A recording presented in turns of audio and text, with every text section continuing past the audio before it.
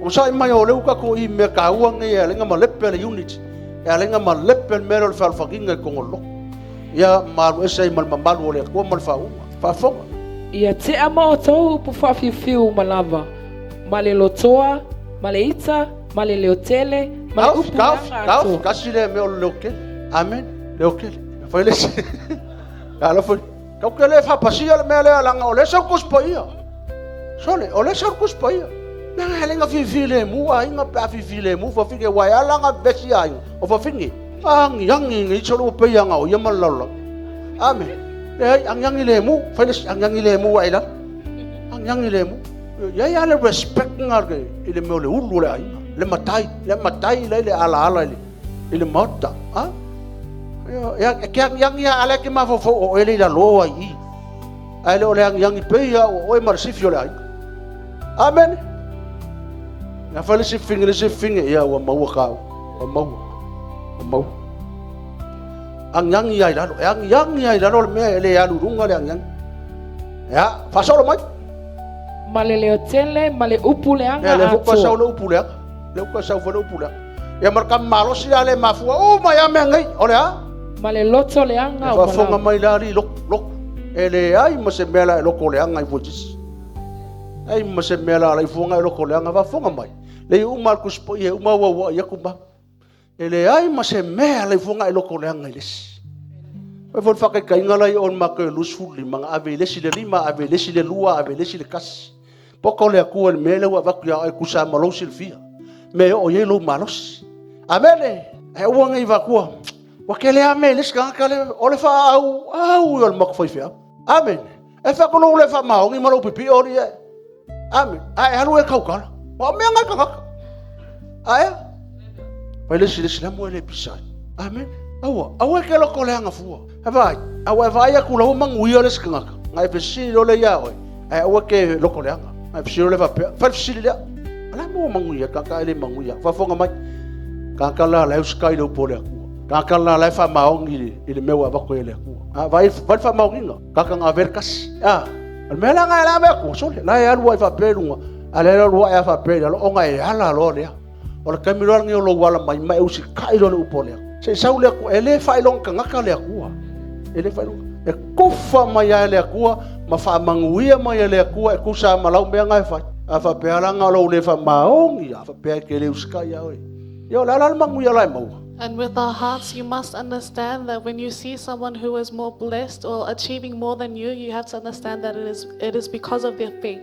And you can do the same thing if you are faithful in that way and you are loyal to God, submitting to God, and serving God the way you should. Kamale makwasa ve uale fer fangio le kalesi o loko le anga. E o fora kongo Samoa, kongo ngaluenga so se me. E iai los ka loko le anga fa fonga mai ka se ala ngomaki. Wa e lo al suau. Kala ngar kus poer kus e foi lau. E ka ser ka loko le anga o le loko al nga sa ve ual file mu kongo loko. And I tell you that envy within your hearts is the key to downfall. Oral Filipe lua al fa upoko. Philippians 2 verse 3. E maua e o aku foi upo lima se wa mangai. E vai falongo longo mai me ka ua ia langa me e foi nga ki pe ka ko le mamalu le aku. Amen. Fa fonga. Oral Filipe lua al fa upoko. Awana I whaia se me tasi male fina o vale, male mita fua, a ia tai tasi o tau ma manatu male loto ma walalo. A fonga kakale. Ua sili nisi uma ia te ia. Rongo kakalo koleanga. Kakale fale anga mea. Ke longo fiele le ar nga ko le anga loko me lo finga o vale. Amen. Ya mal fa maurung ol mika fuanga nga proud, pride. Fa maurung. Ma fo me fale kongulo. Amen. E vai. Si awa vala au se vai.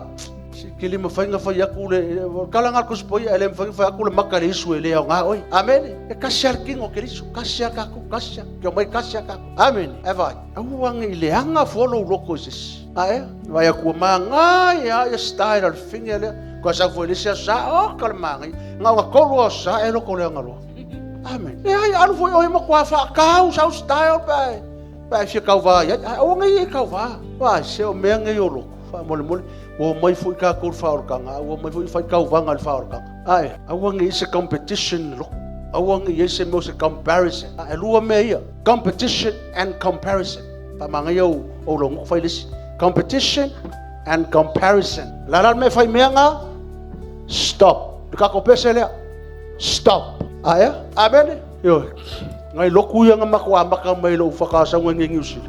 Sa fa penga, alu ole sia ka manga fa ka ulang tax, eu aku lesi masi ngau fa ka mi for tax se ka ba. Ele leva aku, eu aku le farsa. O ka pese fa taxi fa loku le. Amen. Usu musu foi lesi ali. Ne hai. Amen. Hai ale meua wa ba ko ele ko mal meu mo foi. O ki ola fa ka ka va. Ilo le le ale ko lo ola fa ka va. Ele o mia a sa fa. Pole mfai ko kongile lo. Se halo fa ka va avai. Se ko sa ka mala po amar kol ko se pom. Ala ke ola fia ai fia. Elo po longa o ko kongi se mea. Amen. E ke ola fa ka va lo nga lo ya mo le mea nga kai. Amen. Ke le alu ya le langi kongi ngol mea. Yo. Amen. And I tell you today that if you want to be filled with unity, if you want to be unified as one, you must stay away from competition and comparison. When it comes to competition and comparison, it shows pride and it stems from bitterness and rage and anger. But we should be filled with unity, love, and peace. Yo foi ka so le o ai foi fia. Amen. Fa penga fo ya mi o si foi fia. Avai o ngi kupu ya ka. O ngi e loko lang fo la ka la fa ka ko so. Ma. Tau. Aia taitasi o tauma manatu ma le loto ma walalo, wasili nisi uma ia te ia. Awa nei taitasi ma va ai ana lava mea, aia taitasi ma va ai mea isi. Ia ia te o tau foi, le lava manatu sa ia Keristo Yesu. O ia sa winga fa atasi ma le atua. E le manatu ia o se mea faoa ina ia tusa lava o ia ma le atua. A ua fa ma walalo ia te ia. Ua winga o ia fa atasi ma le polonga. Au fila ngai mema ngai ia. Ai esele mangia pa kanga oi ku oi lalo e vai ko fa fonga markala mangia le va mo oi ko fa manga ko humble yourself or you will be humbled. Final meng fa Yesu o le ku e o ia lalo o nga saule o le tua ua o nga ku singa pa fa ka pa fi fa ka pa ona faaiaina lea e le atua ai sea ngala alu lalo pai aka kuo foi lalo e saule kua ai alu lunga ele umia e paku amen fai le ke fia paku e ke le fia paku nga lenga e fa mo lalo pai ka ko ministry ka ko cell group oka ai mo o ma ka le nganga o Yesu on menga wala ka ko mangilo o ka ko fia mo o Yesu Nela wa mo Yesu. Fa fonga mai le winga lo Yesu fa kai kai mai ka. Fa kai kai mai tato. O le ku wa yo ye lalo. Ka wa ku wa lalo. O ke ku fo i lunga ele se menga er ku. O le ku wa i lunga. Ai. Ka wa le o ku wa lalo. And humility is a very important thing because humility means to value others above yourselves, and you must understand that the lower you go, the higher God will lift you up. Mangkuar kalas kamu pekero la woki ya kuai lalo. Ele sile si kuai lalo. Amen. Tangale oi kuai lalo Bangai kero menga. Ingar suru fa ka kele o sema mo Philips. Amen. Yo tau faya mea umalava malele mui malele fena wa. Ka finga. Pai. O mea ngi menga yo. Mea ngi awa oinga pe wa kinganga awa oinga mengi ele umale muy o les fofingi ele umale faika kala o les kamalo amen ele umale mer kau fale anga ko kongo samo amen ko fai kau ma fa mon mon fa long me kak samo le fai al mengi o muy kau fale anga fai kala fela lo wa kala fa kupukala o karkel sao Yo tau faya mea umalava malele mui malele fifina wa. Awal fingau, pengau ke awai aku ngai lawori e fingau kuspo ia ilunga o Facebook, ilunga o le YouTube. Fa peporar kuspo ia le fai kau ika. Amen. Se o faali mal mala mo le faali mal poko le ile fionga le aku. Amen. Ai lunga o mo se nganga skasia.